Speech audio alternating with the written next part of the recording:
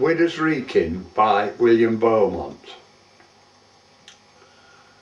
When winter days are drawing in and weather's wearing rather thin, it's nice to sit in slippered feet in cosy comfort of a neat, with warmth shut in and cold shut out and free of night bart what bart, with the evening paper up and wide and Mrs. sat on t'other side, while thrumming pussy in between completes the smug domestic scene. And here in parentheses we'll give free cheers to wedded bliss, to happy husbands, homely wives, as well matched as forks of knives. Here's to fattens and to lean'uns, here's to middling in between'uns, here's to all our final score, wherever they set up their stall. In such directions one back end did thoughts of Tommy Tupp attend. He'd getting into middle age and entered on a restless stage. He'd gotten stalled of life in digs of Mistress K's stewed prunes and figs, of Thatchby's history in dark hall, at death of Nelson up on wall, of drafts that blew in under door and up through every crack in floor.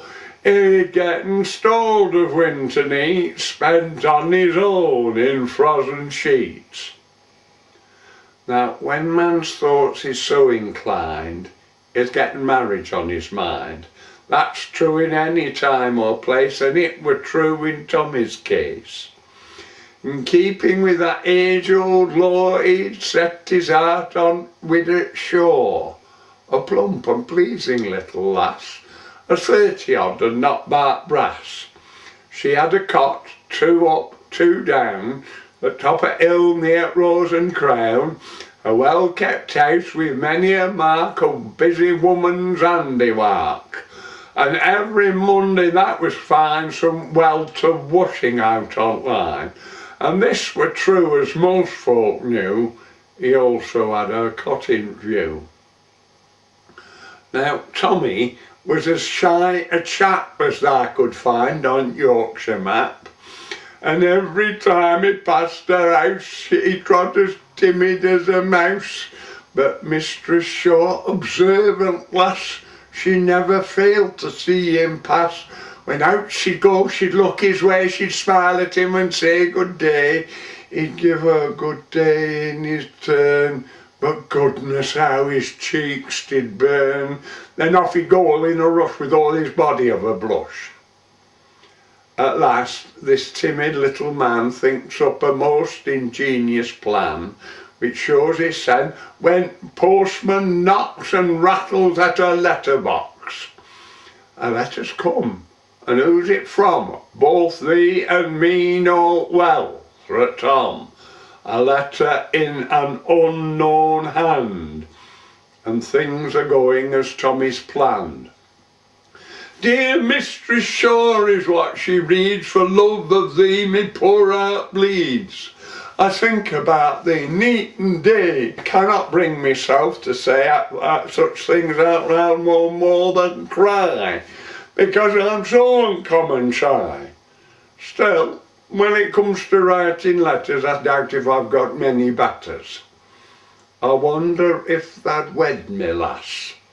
I've saved a tidy bit of brass, and with thy savings and thy cot, we'll have a lovely comfortable spot for 2 of us, just thee and me, thy ever-loving Tommy T.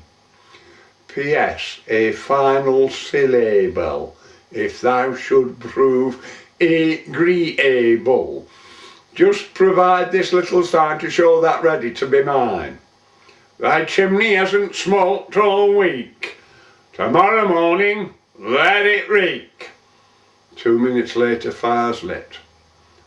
10 minutes later, blazing fit to roast an ox.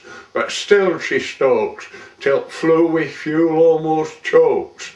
Out she goes with besom brush, sweeping under tree and brush. Back she comes, on fire she heaves, a bucket full of autumn leaves. Out again to get another bucket full to add to t'other, stacking on fire back, sending smoke up thick and black, making sure her signal's clear to Tommy waiting over there.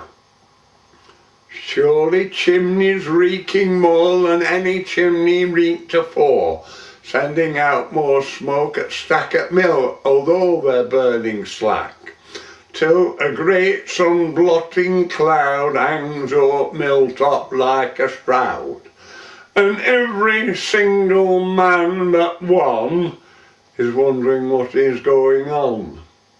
Tommy Tupper's coming, lass, quick they comb, they brush, they glass, look the best for when he comes, he's running fit for 50 toms, running fast, running hard, doing many a foot at yard, on road to thee his heart's desire. He thinks the cotter's caught on fire. He reaches spot, his senses swim, but Widder quickly collars him and brings him round, oh bliss of blisses, with half a dozen spanking kisses. And when in gleaming red machine 12 willing firemen land on scene in answer to all false alarms, they find them in each other's arms.